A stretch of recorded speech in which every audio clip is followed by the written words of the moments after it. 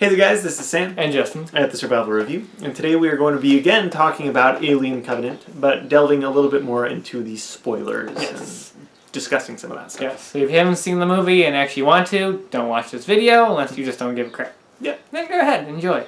Enjoy us complain about more stuff in this movie. Yep. Yeah. So I guess I want to start with the Prometheus stuff. Okay. And how they handle that. They don't. They don't. Yeah. Basically, they Elizabeth Shaw and David do make it to the engineered planets. But they don't make it to the movie. No. Well, they did. Well, David does. Yes. But well, they did. There actually was a prologue that was released online as part of like the viral marketing. Oh, really? That did show like them in the engineer ship. It actually had actual footage of the actress playing Elizabeth Shaw. She was actually in more of that than the actual movie. Why didn't I see any of that? Damn. No, I feel like that should have been the prologue to the movie. Probably should have been, but like, so David gets to the engineer's planets, and instead of being like, oh my god, there's my craters, it's humans' craters, let's explore that, he just dumps all the black goo onto them and kills them all. Yeah. And they're just dead. Yeah. For some reason, they all decided to gather in that one spot. They all wanted to be there because it was convenient. Yes. And he kills them all. And then Elizabeth Shaw, the character who we wanted to like succeed and see what she discovered next. Oh yeah, David just killed her and gutted her open and used her as a test subject to make a xenomorph. Yep. There's literally a shot of her dead body lying on a table with her guts hanging out and everything. Yeah. Yay! Alien Covenant. More like Alien Convenient. Brilliant. Brilliant. But so basically the movie actually does take place on the engineer's planet. Yeah. But not in the way we wanted it to. Not at all. Because the only stuff you actually see of engineers lasts like 10 seconds. Yes. And it actually raises more questions. Like, why did their planet not seem that technologically advanced if they're like the creators of mankind and they have spaceships? Who knows? Nothing really seemed like advanced. It just seemed like very like, yeah. Like, I'm sure they'll answer that in the next one. No, they won't. They don't want to talk about Prometheus anymore, as you can tell by this movie. Yes. They want to forget everything about Prometheus. Yes. Sadly. But then you have David, who's living out on the planet, doing experiments, making all these different alien creatures and stuff. And that's where you reveal that, doing all these experiments, he created a xenomorph. Yes. So it really makes the xenomorphs less cool now, because they're just a genetic experiment done by a robot. Mm-hmm. But also, again, that's in literally one line. Dave just goes, oh, this is something I've been working on. And then he shows the egg. And you're like, oh, okay. That's how they were created. That's what we waited 2 whole movies to see. David did it. Yeah, oh, David did it. Okay. Although that still doesn't explain why there's an alien ship crashed on LV-426 in the original Alien that has been fossilized, including alien eggs. David did it. Somehow. He was able to fossilize and everything. David did it. David did it, I guess. Like, this doesn't explain that. That still is like, that doesn't even that doesn't mesh with what happened here. Like, this movie only takes place like you're thinking too much into it, Justin. Oh yeah, because the writers didn't want it, or Ridley Scott. And the weirdest part is Ridley Scott always talks about back in the day in interviews, like he wanted to see like how that ship got there and like explore that. I guess that's the least of what he explores. He doesn't at all. He doesn't even mention it. Like, how could that doesn't make any sense. But there's that. So that's that big reveal. It's like, okay. So the backburster scene. Yes. Where the characters act like complete morons and don't know how to act in a situation. I don't know if I was the only person in the theater laughing. I was laughing. I wasn't really laughing as much as just going like, really? Really? Like every time something stupid happened. I had a smile on my face the whole time because it was so stupid. Both of them slip on blood. Literally, she contains the one girl inside the med bay, like thinking she's going to contaminate everything else. But the dude already spit a blood on her face. So she's just... What? So if the lady in the med bay has something, then she does too. Exactly. So why did she quarantine her in there? Because she's like, oh, maybe it didn't get in my eyes. It's just got everywhere else. Everywhere else. It was so Maybe it didn't land in my eyes or my nose or my mouth. And then she decides just to fire at the little alien. Yeah. And blow up the whole ship. Oxygen tanks, and then... and then probably my favorite shot of the movie, they're like, she's dead, they're all dead. And you see her running out. Fire. On fire. That's so funny. Oh my god. Yeah, and then like, okay, now to be honest, the idea of a character kind of looking inside the like xenomorph egg might kind of make sense because you're like, oh, what could this be? Maybe. But right after the captain character like discovers that David is behind all this and is talking to an alien, and he basically calls David the devil. Like he says, "I see the devil in you," because he's like religious. He's literally like, all signs point to he's gonna fucking kill you with an alien, dude. But still, like, But okay, still. I'm gonna trust him and look inside this egg. I wonder what's in this creepy, disgusting, slimy thing that's moving. Like, I'm sure that's it's fine. stupid. That being said, his actual chest burster scene I actually enjoyed. Oh yeah. Despite it not making a whole lot of sense, because like an alien chest burster was like very early on in the stages, and it's kind of like only had like well enough like legs to just kind of run away, like run off the table. Whereas this is like a fully formed like alien, so it didn't really make sense timeline wise. They definitely changed the creatures because they wanted to have the scene of it mimicking David, which I thought actually was kind of interesting. Where not really that as much as I liked David's reaction of him just like sitting there leaning over and just smiling as he watches his creation come alive. I liked that. I thought that was like a really cool idea. It was neat. It was kind of cheated to make it work, but it was decent enough. I enjoyed that. So I like that stuff. Danny McBride's character, like we said in the other review, was like the best human character in the movie. And his reaction to his wife's death. Like, you actually bought that. Yeah. And actually, like, felt for him. Even though his wife is a moron. Yeah. But, like, when the captain's wife gets killed, you're like, oh, sucks for you. Yeah.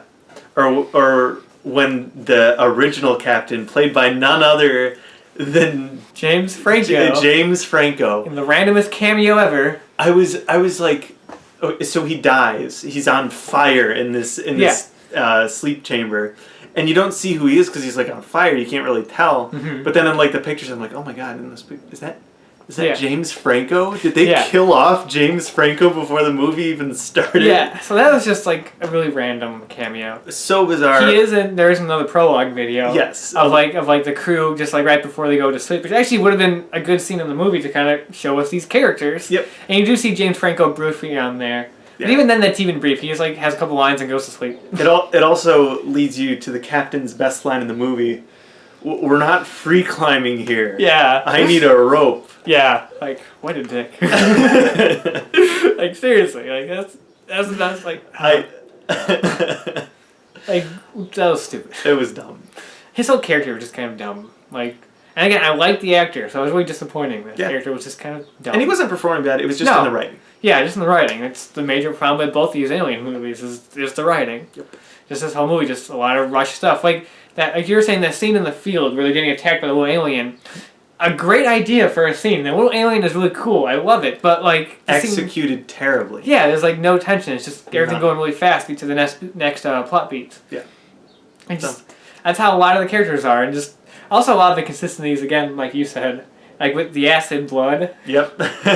Like so, in the original Alien, the acid can melt through multiple floors of metal in this ship. But if you get some on your face, it'll just fuck your cheek up a little bit. Yeah. Put a Band-Aid on it. Basically, yeah, and you'll be fine. You'll be fine. We'll put some goop on it and you'll be all good. Yeah, and that being said, one thing I mentioned in the review with underdeveloped characters, the actor who plays that character gets the acid on his face. I forget his name, but he's a great actor. He was in The Hateful Eight. Yes. He's an awesome actor. I like him. And I was looking forward to seeing him in this movie, but he has nothing to do. Nothing. He's just there. He could have been played by anybody, and it wouldn't have mattered. He gets goop on his face. Yeah, he didn't elevate the role, but because there wasn't nothing to really elevate it with. And that was disappointing, because I was like, I want to see this guy. Like, I like this actor. Him in an Alien movie? Sure, sign me up. But just... He was even the best part in Machete Kills, which is a completely crap movie. But he was entertaining in it. Oh yeah, you're not missing out much. But he was in it, and he was the best part of that movie. Him and Mel Gibson, weirdly enough. But but then we get to the main twist of this movie. So there's this big confrontation between David and Walter on the planet, and it's them fighting against each other. Walter has David pinned down. I forgot exactly what it says, but what David says, but it makes Walter stop. And then it cuts away. And then as they're leaving the ship, you see Walter jumping on. And they're like, oh, what happened to David? He goes, oh, he expired. That's fucking David. You saw Walter get on the ship. Yeah, from the moment he jumps on the ship, you're like, it's David in It's disguise. And so for the rest of the movie, Yes. you're just waiting for them to reveal it because you know it's coming. Yeah. There's not a soul in that theater we were in that didn't know that was coming. No. And then they leave it to the final scene of the movie to reveal, like, oh my god. And you're like, they dragged it yeah. out. Yeah, like, it would have been interesting if, like, they got on board the ship and maybe, like, he does something deliberately to unleash the aliens and they figure it out and, like, oh god, it's David. Yeah. That would at least be something interesting and make it, like, an entertaining climax. Yeah. But to have that whole scene gone with him pretending to be Walter, which, like, why did he keep them alive exactly? Maybe just to do more experiments on them? But, like, Could be. why would he go through all that effort to have to have them kill the xenomorph? So, like, why? I mean, maybe so it wouldn't... Probably because it was uncontrollable. Maybe it would kill the crew, and they would have had to do... Not the crew, the colonists. They would have wanted to do more experiments on it. Maybe? Maybe. There's big maybes here. Yeah, there's no... So many maybes, Yeah. none of it is really Yeah, explained. like, I don't know why he would go through all that effort to help them out. You know, and just... Rather than just take the ship and have the other 2,000 bodies that he has. Yeah, and then, like, just kill Dan McBride and the Ripley character, and you're good. Yeah. I don't know. It doesn't make any sense. That's stupid. But in the end, he ends up having some alien eggs that he puts in with the other, like, fetus eggs and stuff. Sequel eggs. Yes, sequel eggs. So then they can make aliens. Let's hatch a franchise. Basically, that's what the movie's building to. Now, I do like that, like, this whole kind of prequel series of, like, the David story. I do like that, because, again, I like David as a character. I think he's really interesting. Like, all this stuff in Prometheus was very intriguing. You kind of see, like, hints of what he becomes in Covenant. Actually, just by him, like, you think he's just a normal android, but, like, he's so, like, you can see there's some things not right with him, I mean. And that's interesting, the fact that they just go full out with him, and this one just make him, like, psychotic. I'm like, I'm in. A couple of short circuits. Yeah, I liked all of that. Like, and I like that David's kind of, like, the main face of this series. Like, Ripley's the main face of the regular series, and David's the main face of this one. Yes. At least it's not like a rip-off of Alien where it's like, this hero is the main face of this franchise. It's something totally different. The main face is this psychotic robot. Yeah. And I'm all for that. I like that idea. And the fact agree. that when they do a sequel, he will be back, and I'm like, okay, at least we have something good to look forward to. Yes. Also, do you remember how they killed the xenomorph in Alien and Aliens? Guess how they kill the alien in this movie. Oh, it's slightly different. He gets impaled before throwing off into space. They throw a big truck at it. Yes. And a fork from the truck impales it. But then it gets thrown in space. Then they throw it in space. I mean, it is an efficient way to do it. It is. Because it's probably the best way to do it without getting acid everywhere. Oh, shit. Oh my god, let's go. We'll come back. Sorry about that. Twin Peaks was on. I couldn't miss that. No. So back to Alien. As we were saying, that ending is basically just a rehash of the first movie. Yeah. Really. And even the beginning is kind of the same, just with people getting woken up out of hypersleep. But this time they did do it slightly different, to where it kind of was better. It wasn't just them waking up. It was like something happens. I forgot what it was. What, there was a solar flare. Yeah, solar flare. Screwed up their thing. Yeah, and it woke everybody up, which was slightly different. Well, it woke everybody up and also killed several of them. Yeah, that too, but none of them were main characters, so we didn't care about them except for James Franco. Yeah. Well, I didn't care for James Oh Franco. no, but that's the only one that got mentioned. Yeah. But it was it was good that they did that kind of differently. It didn't just start with them like just waking up, like almost on their mission or something, like how Prometheus and like Alien and Aliens all have. You know, so it was different enough, so I kind of give it that, but it's still kind of the same plot. It's still the same thing. Yeah. So basically that's all I really have to say spoiler-wise for Alien Covenant. There wasn't as much, there was just enough to talk about, but not as much to really delve into. Yeah. Because everything happens just so fast and it's done so quickly that there's not enough to really go through. Not like Prometheus. No. We can talk forever talking about all the weird-ass stuff in that movie. So yeah, that's Alien Covenant. Yeah, that's about all we got to say. So, yeah, pretty much. Until next time. Yeah. We'll see you guys later.